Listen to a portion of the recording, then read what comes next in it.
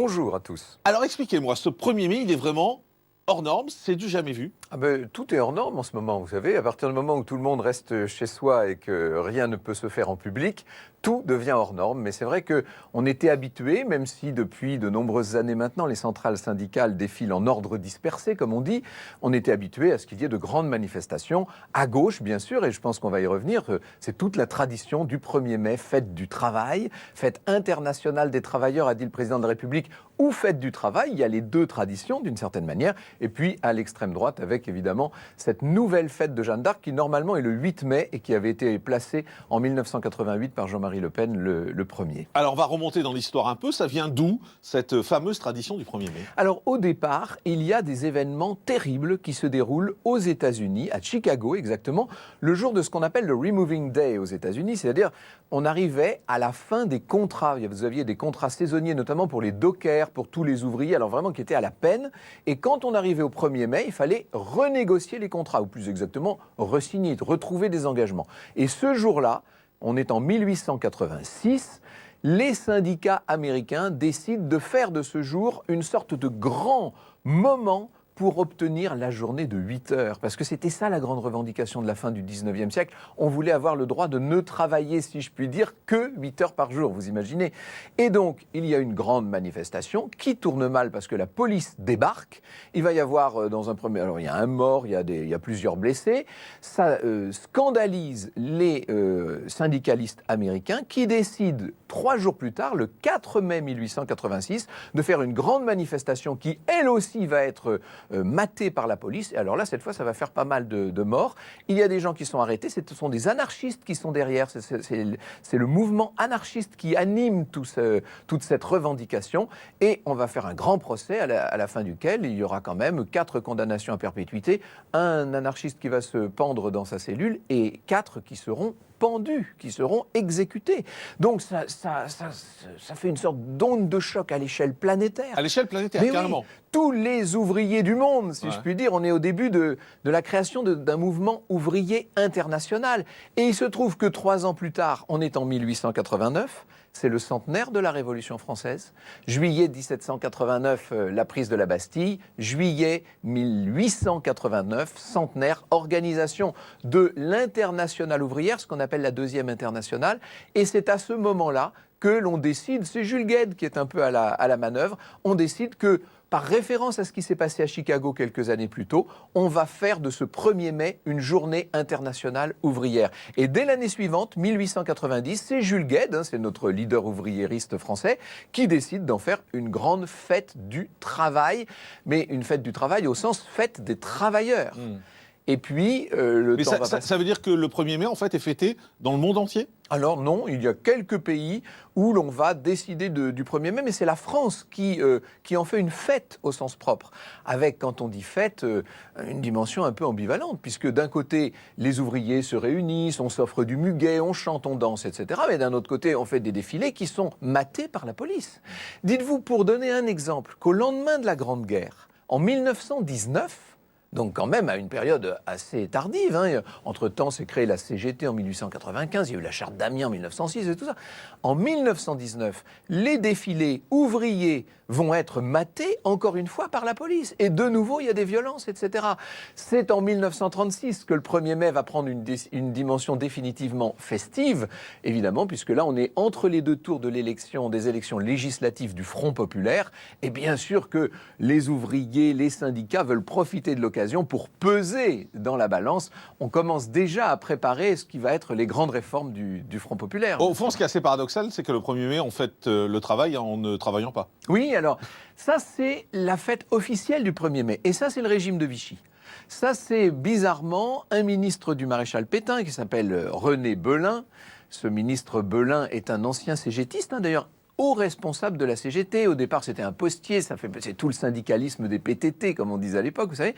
Belin se prend de passion pour ce qu'on appelle la révolution nationale au lendemain de l'effondrement de 1940. Il entre dans le régime, dans le gouvernement du maréchal Pétain, et en tant que ministre du Travail, ce qui d'ailleurs va faire qu'il aura quelques responsabilités, vous imaginez, dans tout ce qui va se faire dans les accords avec l'Allemagne, etc., dans la loi du 3 octobre 40, laissons tout ça de côté. Il décide que le 1er mai 1941 sera une fête du travail. Mais alors cette fois, c'est plus du tout la fête des travailleurs ouvriéristes. C'est une fête du travail que l'on célèbre par une journée chômée et payée. C'est un peu un paradoxe. Inutile de vous dire qu'à la Libération, en 1945, on supprime tout ça. Il n'est pas question de garder cette fête vichysoise, cette fête pétainiste. Sauf que... Donc le 1er mai a été supprimé à un moment. Supprimé 45. Ah oui. Mais sauf que, évidemment, les ouvriers, les syndicats, eux, disent mais on s'en moque, nous, de cette histoire de Maréchal Pétain. Nous, ce qu'on veut, c'est continuer à fêter le travail, et quand on dit le travail, à faire avancer nos revendications, parce que c'est ça l'idée. Et en 47, grande année sociale, 47, avec les grèves terribles et tout ça, on réinstitue la fête du 1er mai, qui ne devient tout simplement que fête du travail. On ne se mouille plus, si je puis dire, fête du travail, chômée et payée, bien entendu. Mais on a quand même le sentiment que ça a été repris par les syndicats aujourd'hui. Enfin, c'est presque une fête syndicale plus qu'une fête du travail. Mais c'est une fête syndicale. On appelle ça fête du travail, mais c'est une fête ouvrière syndicale qui se greffe d'ailleurs, mais ça on pourrait en parler, alors là ça prendrait la journée entière, sur des traditions infiniment plus anciennes. On a pris l'habitude de s'offrir du muguet. Alors j'allais vous demander, c'était ma question suivante justement. Mais en fait, au début, c'était des fleurs d'églantier, ce qu'on appelle des églantines. Vous savez, c'est ces espèces de fleurs qui ressemblent à des toutes petites poires très rouges. Elles sont rouges comme les gouttes de sang de Fourmi, parce qu'en 1891, il y a eu pour le 1er mai, à Fourmi, on est sur la frontière belge, une grande manifestation. Les gens voulaient faire valoir toujours cette journée de 8 heures, vous voyez. Il se trouve que la police, encore une fois, est intervenue. Alors là, ça a été terrible, parce qu'on avait arrêté quelques meneurs, une quinzaine, qu'on avait mis aux arrêts, si je puis dire, dans la mairie de Fourmi, et leurs camarades qui sont sur la place exigent leur libération. Et à 18h25, la force publique charge, avec des conséquences terribles. Il y a eu 10 morts quand même à Fourmi, il y a eu énormément de blessés, dont plusieurs graves. Il y a eu 8 morts aussi du côté des forces de l'ordre.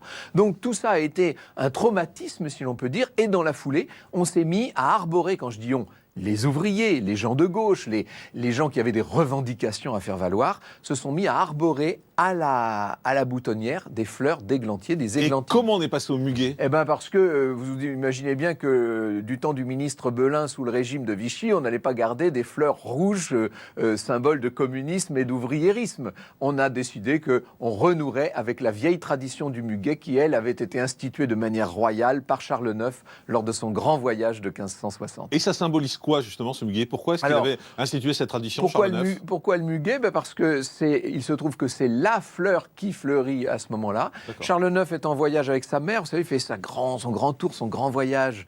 Il visite toutes les provinces de France, il arrive dans le Dauphiné et on l'accueille avec des brassées de muguet qui sentent merveilleusement bon. Charles IX trouve que c'est magnifique et il va prendre l'habitude de se faire livrer à Paris du muguet ou sur la Loire, du muguet tous les ans pour les offrir aux dames de la cour. Ça devient une tradition. Et pourquoi le muguet ? Parce que sur un brin de muguet, vous avez 11, 15, 17 clochettes et évidemment, on essaie de retenir les brins sur lesquels il y a 13 clochettes pour porter chance. Alors, on a oublié très longtemps cette tradition du brin de muguet. Pendant au 18 ou 19e siècle, on avait oublié. Et puis, c'est un chanteur, Félix Mayol, vous savez, celui que chantait Trenet. Félix Mayol, le fondateur du music-hall, qui avait pris l'habitude, lui, d'arborer un brin de muguet. On va, au moment où on crée les cartes postales, dans les années 1890-1900, vous voyez, justement, au moment où on se met à refêter de nouveau le 1er mai sur un mode ouvriériste et syndical, il y a des cartes postales porte-bonheur avec un brin de muguet. Et bref, on se remet à s'offrir du muguet. Celui qui va réinstituer la tradition, c'est un grand couturier, c'est Christian Dior, puisque Christian Dior va prendre l'habitude, assez tôt, lorsqu'il crée sa maison, il va prendre l'habitude d'offrir alors des magnifiques bouquets de muguet, des bottes de muguet, si je puis dire, non seulement à ses clientes, à ses riches clientes ou moins riches, mais aussi à ses employés. Et toutes les employés ES de la maison Dior recevront à partir de là du muguet. Quand on vous parlez du 1er mai, vous parlez beaucoup de revendications syndicales, de revendications de gauche. Est-ce que le 1er mai, au fond, c'est une fête de gauche ? Alors oui, plus exactement, c'est une fête ouvrière. C'est-à-dire que on dit une fête, c'est d'abord et avant tout un rassemblement syndical pour demander des avancées sociales. C'est une C'était journée ça de revendication, au départ. en fait. Et au puis, fond. c'est vrai que le régime de Vichy l'a transformé en une journée beaucoup plus neutre, si l'on peut dire, où l'on célèbre les travailleurs, les gens qui travaillent, parce que n'oubliez pas que dans la devise du maréchal Pétain, travail, famille, patrie, on avait mis le travail au centre de la société et de l'activité humaine. Alors, on l'a dit aujourd'hui avec cette journée de confinement, c'est une journée un peu particulière, en effet, parce qu'il ne va pas pouvoir y avoir de manifestations, et c'est une des premières fois, hein, je crois, où ça arrive dans l'histoire. Oui, enfin, sauf si on enlève les périodes de guerre. de guerre. Et encore, pendant la guerre, il y a eu quelques défilés organisés. Résultat, les syndicats aujourd'hui tentent de faire autre chose, d'organiser les choses autrement. Regardez comment France Info a parlé ce matin de ce qui était organisé pour cette journée hors norme du 1er mai. Question de défiler aujourd'hui, alors certains syndicats appellent à multiplier les affiches aux fenêtres et à manifester sur les réseaux sociaux. La CGT, par exemple, met à disposition des pancartes vierges ou pré-remplies sur son site. Les manifestants pourront se prendre en photo avec ou les accrocher devant chez eux.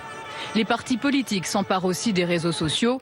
La France Insoumise appelle à manifester virtuellement et à midi, les Insoumis organiseront un concert de casseroles pour dénoncer la gestion de la crise par le gouvernement. De son côté, le Parti communiste propose, via son site internet, d'acheter un brin de muguet électronique. Fabien Roussel, le secrétaire général du parti, a même prévu d'en offrir au personnel soignant de la Pitié-Salpêtrière. Confinés ou pas, du côté du Rassemblement national, la tradition résiste. Marine et Jean-Marie Le Pen ont fait savoir qu'ils iront séparément fleurir la statue de Jeanne d'Arc à Paris. Voilà, justement, on vous montrait tout à l'heure l'image de Marine Le Pen qui est allée fleurir sa statue avec son masque. C'est la première fois qu'on la voyait à l'extérieur avec un masque. Elle a d'ailleurs expliqué que désormais, elle portera un masque pour chacune de ses sorties. Et vous revoyez l'image d'ailleurs en ce moment même. Franck Ferrand, c'est des traditions anciennes, tout ça. Alors, le Front National, pas du tout. Non, pas le Front National. En fait, ce qui se passe, c'est que le 8 mai 1429, Jeanne d'Arc libère Orléans et qu'on a pris l'habitude depuis, alors il y a eu là aussi des hauts et des bas, mais surtout depuis la fin du 19e et depuis la canonisation de Jeanne d'Arc en 1920, on a pris l'habitude de faire une grande fête à Orléans. Et l'extrême droite s'est assez vite emparée de cette fête du 8 mai, qui a été d'ailleurs instaurée fête nationale pendant une petite période, en 1920 justement, par le gouvernement de la Troisième République. L'extrême droite, l'Action française, disons, s'est emparée de ce 8 mai pour célébrer Jeanne d'Arc. Jean-Marie Le Pen l'a beaucoup fait au début du Front National. À partir de 1979, ça devient un grand défilé. Et puis, il se trouve qu'en 88, on est pendant l'élection présidentielle de 1988. Le Pen n'arrête pas de dire qu'il sera au deuxième tour, etc. Ce qui n'a pas été le cas, mais en tout cas, il le disait. Et donc, il fait exprès d'instaurer son défilé Jeanne d'Arc, non plus le 8 mai, mais le 1er mai entre les deux tours. C'était une manière, en quelque sorte, de répondre. C'est la réponse du berger à la bergère, si je puis dire, de répondre aux défilés syndicaux du 1er mai de gauche, d'une certaine manière. C'était aussi une façon pour lui de se distinguer des éléments extrêmement radicaux qui, à l'époque, avaient transformé la fête de Jeanne d'Arc à Paris en un moment de violence quasiment. Ouais. Voilà. Mais ça, c'est très un récent. hold-up. En fait, il y a une forme de hold-up. D'ailleurs de l'extrême droite sur Jeanne d'Arc. Parce qu'aujourd'hui, Jeanne d'Arc est associée à l'extrême droite. Non, ça il ne faut pas, il faut surtout pas. Non, mais justement, ça. Oui. Jeanne d'Arc, elle appartient absolument à tout le monde. Jeanne d'Arc, elle est un symbole patriotique. C'est pour ça que je parlais de hold-up. Qui va de l'extrême gauche à l'extrême droite. Tout le monde a le droit, j'espère, de se revendiquer de Jeanne d'Arc. Et moi, c'est mon héroïne, si je puis dire. N'oubliez pas que c'est une des saintes patronnes de la France, après tout, Jeanne d'Arc. Non. C'est vrai que le Front National en a fait un symbole, et on peut le comprendre, puisque évidemment, c'est elle qui boutait l'anglais hors de France, n'est-ce pas? Mais Jeanne d'Arc, elle appartient à tout le monde, bien sûr. Un dernier mot sur le 1er mai, quand même, la tradition du 1er mai, qui est en train de se perdre malgré tout. Je ne parle pas d'aujourd'hui, bien évidemment, et de 2020, mais on a le sentiment qu'il y a de moins en moins de monde dans les rues, il y a de moins en moins de cortèges. C'est quelque chose qui se perd au fil du temps, quand même. Les revendications ouvrières, il faut reconnaître quand même qu'elles ont été en très, très, très grande partie accomplies maintenant. Il y en a pas mal encore. Si vous dites ça à un syndicaliste CGT, je ne suis pas sûr qu'il soit totalement d'accord avec votre analyse. J'en sais rien, peu importe. En tout cas, c'est vrai que ça se perd un petit peu. Ce qui ne se perd pas, c'est le brin de muguet, c'est la tradition. Le 1er mai, disons les choses, c'est l'arrivée du printemps, surtout. Le printemps est là depuis quelques jours, mais ça y est, en mai, c'est la belle saison. Et ça remonte à des périodes extrêmement anciennes. Dites-vous qu'à l'époque celtique, on fêtait, c'était ce qu'on appelait la fête de Beltane, on fêtait Bélénos, on fêtait la fécondité, la fertilité. Le 1er mai, c'est aussi un peu, disons-le, la fête de l'amour et des amoureux. Et c'est pas mal de se rappeler ça dans ces temps un peu compliqués en France. Merci beaucoup Franck Ferrand.